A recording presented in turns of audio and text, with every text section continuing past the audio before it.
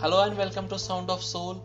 As we have finished the second episode of Coaching Epidemic, Life in the Tuition Paradise, let's move to the third episode without wasting much time. I hope you're liking this topic and I do request you to please comment what else you want to know about the coaching industry.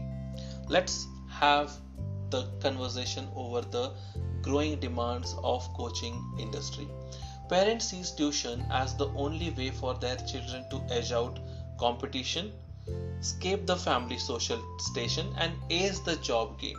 For teachers, conducting private tuitions has evolved into lucrative business. As we know, that is a side business nowadays actually. This is an alternative successful career now. If you don't get through the competitive exams, you end up tutoring the student, says an RK who is charging around 1000 rupees per month to the student. I repeat here, this is an alternative successful career. If you don't get through the competitive exam, you yourself actually start tutoring the student because you get an experience with the competition exam, with the set of papers, with the regular kind of practice that you do. The private tuition market is divided into three basic segments here. Let's see the first group, and the first group is actually called as a group tuition, that is a personalized setup. Then we have second one is private tutoring, which is exclusively to one-to-one student. Okay, and the third one is a coaching center where a huge number of students are actually attending the classes, and that is for the competitive exam.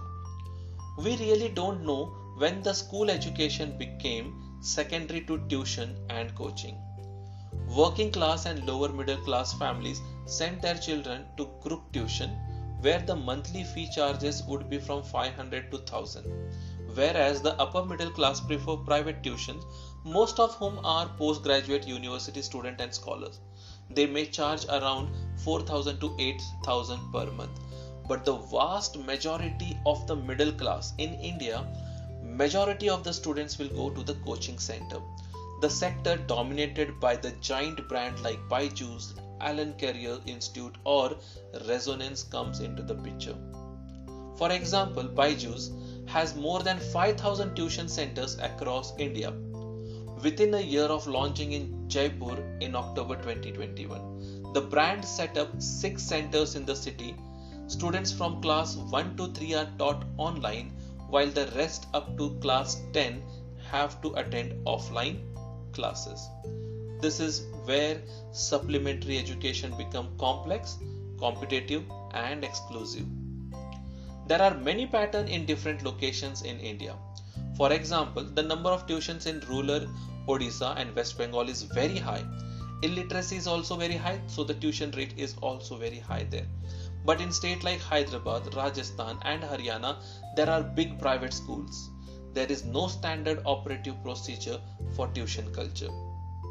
Nearly a decade later, the 2022 Annual Status of Education Report, which is also known as ASER, ASER report, reveals that 40% of school children in the age group of 5 to 16 surveyed across 25 states and 3 territory unions were enrolled in private tuition. I repeat this data once again by ASER Annual Status of Education Report in 2021 revealed that 21% of school children in the age group of 5 to 16 surveyed across 25 states and 3 union territories were enrolled in private tuitions. In 2018, it was just 30%. This trend has grown across all states except Kerala, which is still the highly educated state. A majority of families opting for private tuitions were from lesser privileged classes. Stay tuned to Sound of Soul, which will actually keep it up to the education level of news and what's happening with the education industry. We'll soon come up with the next episode where we will see about the tutor versus national education policy. Till then, keep listening to Sound of Soul, enjoy the Spotify and stay tuned with me.